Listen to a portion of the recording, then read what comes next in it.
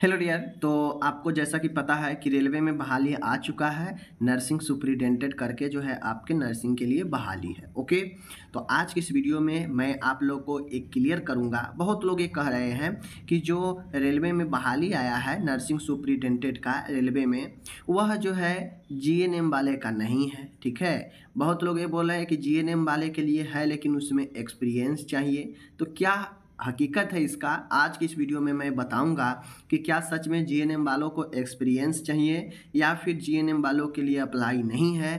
Clear हो जाएगा, ठीक है। और इससे पहले भी मैं वीडियो बना चुका हूं, बट बहुत लोग मैसेज किए हैं कि क्या जीएनएम वाला अप्लाई कर सकते हैं, क्या मेरे पास एक्सपीरियंस नहीं है, जीएनएम कोर्स है तो क्या अप्लाई कर सकते हैं। तो आज की इस वीडियो में आप लोगों को सारे डाउट क्लियर हो जाएंगे और आज के बाद आप लोग बिल्कुल जो है बिना किसी डाउट के आप लोग फॉर्म अप्लाई कर पाएंगे जीएनएम को लेकर। ओके, तो आज की पता है आप लोगों को कि पैरामेडिकल का बहाली है, उसमें सबसे ज़्यादा नर्सिंग सुपरिटेंडेंट का ही बहाली है। ठीक है, तो चलिए हम उसके एलिजिबिलिटी जो क्राइटेरिया है उसको चीज़ों को देखते हैं। ओके, चलिए। और एक चीज़ मैं आपको बता दूं माय डियर कि रेलवे में जॉब होना अपने आप में एक बहुत बड़ा जो है चीज़ माना जाता है। रेलवे एक बड़ा नाम है, ठीक है। जिस प्रकार से बैंकिंग, रेलवे, एसएससी, तीन ऐसे नाम है जो आदमी हर कोई इस तीन सेक्टर में बैंकिंग, रेलवे, एसएससी में जॉब करना चाहता है। ठीक है, रेलवे एक रॉयल जॉब होता है, आपको पता है। तो चलिए, आप जॉब तभी होगा जब आप मेहनत करेंगे, मेहनत किए होंगे, अपने एकेडमिक ईयर में अच्छे से पढ़े होंगे तो। ठीक है, चलिए मैं यहाँ पे आपको बता देता हूँ। देखिए यहाँ पे एनेक्जर 1 में आइएगा आप लोग, तो एनेक्सर 1 में जो है स्पष्ट दिया है कि पोस्ट पैरामीटर, मतलब किस पोस्ट के लिए क्या पैरामीटर यहाँ पे दिए गए हैं, स्पष्ट रूप से है। नंबर 1 पर है आपका नर्सिंग सुपरिटेंडेंट का। ठीक है, देखिए रेलवे में बहाली नर्सिंग सुपरिटेंडेंट करके आता है इसलिए दिया है। ठीक है, लेवल इसका 7वां है, पे इसका इतना है और मेडिकल स्टैंडर्ड जो है इसका C1 है। ओके, C1 के अंतर्गत जो है ये आपका आता है। ओके, उसके बाद लोअर एज 20 है, अपर एज 43 है। ओके, सब चीज़ पता है आपको। अब यहाँ पे मिनिमम एजुकेशन क्वालिफिकेशन में जब आप देखते हैं तो नर्सिंग सुपरिटेंडेंट में दे रहा है कि certificate as registered nurse and midwife having pass 3 year course in general nursing and midwifery from a school of nursing. ठीक है, स्पष्ट रूप से कह रहा है कि सर्टिफिकेट जो होता है डिप्लोमा, जो जीएनएम नर्सिंग कोर्स होता है general nursing and midwifery 3 years वाला, वो 3 ईयर वाला कोर्स जो है आपको यहाँ पे चलने वाला है जीएनएम का।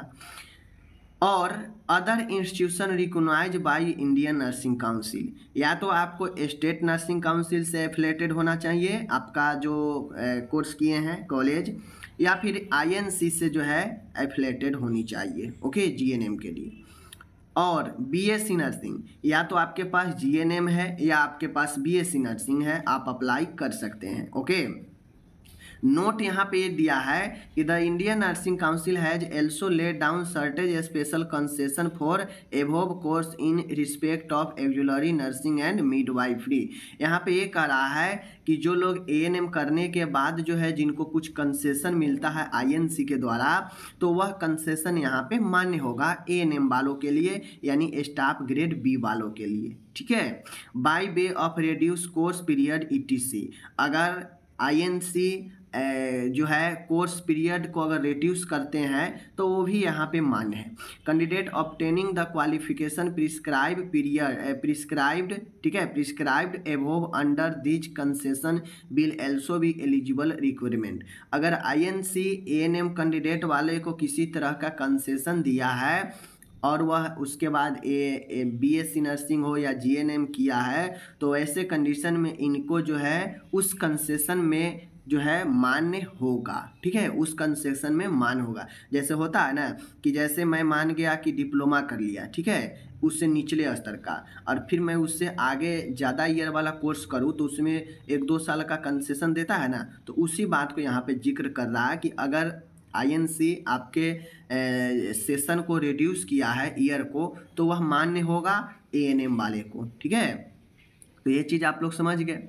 अब यहाँ पे ये जो मिनिमम क्वालिफिकेशन है, यहाँ पे कहीं भी आप लोग बता दीजिए कि 3 ईयर या 2 ईयर जो है एक्सपीरियंस मांग रहा है। हमें मैसेज किए हैं लोग कि सर जीएनएम वालों को एक्सपीरियंस मांग रहा है। कहाँ पे एक्सपीरियंस है आप बता दीजिए, कहीं पे इसमें एक्सपीरियंस दिख रहा हो तो। कहीं पे एक्सपीरियंस नहीं दिख रहा है, नहीं मांग रहा है। सिर्फ जीएनएम, बीएससी नर्सिंग या एएनएम के वैसे कैंडिडेट जिनको छूट मिला है आईएनसी के द्वारा और वो अपने नेक्स्ट लेवल में जो है कोर्स अपना किया है तो वो अप्लाई कर सकता है। ठीक है, यहाँ पे कोई एक्सपीरियंस की बात नहीं कही गई है, ना ही एक्सपीरियंस यहाँ पे मैंडेटरी है। आप सिर्फ जीएनएम किए हैं फिर भी अप्लाई कर सकते हैं, आपको जॉब होगी।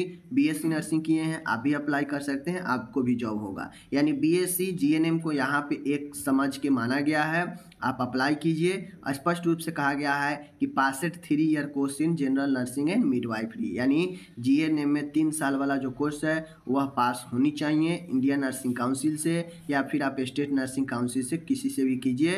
रजिस्टर्ड होना जरूरी है, रजिस्ट्रेशन आपका नहीं आया है तो आप अप्लाई नहीं कर सकते हैं। ठीक है, स्पष्ट है। तो यहाँ पे बता दिया गया है। कोई लोग को अगर एक कन्फ्यूजन है कि सर जीएनएम वालों को एक्सपीरियंस चाहिए, ये चाहिए वो चाहिए, ऐसा कुछ नहीं है। सिर्फ आप कोर्स किए हैं, आपका रजिस्ट्रेशन है, आप अप्लाई कीजिए, तैयारी कीजिए, आपका जॉब होगा अगर आप एग्ज़ाम निकालते हैं तो। ठीक है, कन्फ्यूजन में मत रहिए। ओके, मिलेंगे अगले वीडियो में। धन्यवाद।